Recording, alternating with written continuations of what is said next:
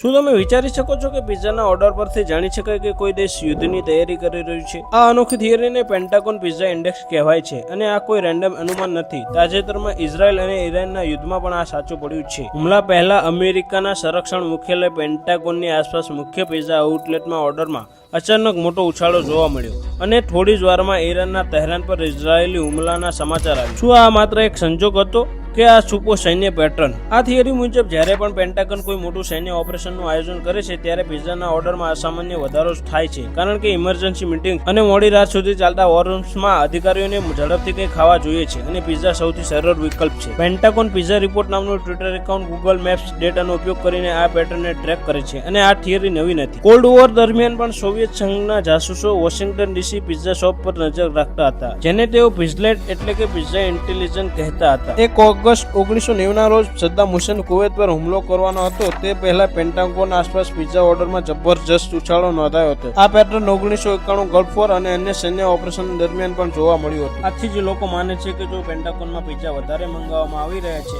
તો કોઈ મોટો નિર્ણય થવાનો છે અથવા તો દુનિયા કોઈ નવા યુદ્ધ તરફ આગળ વધી રહી છે.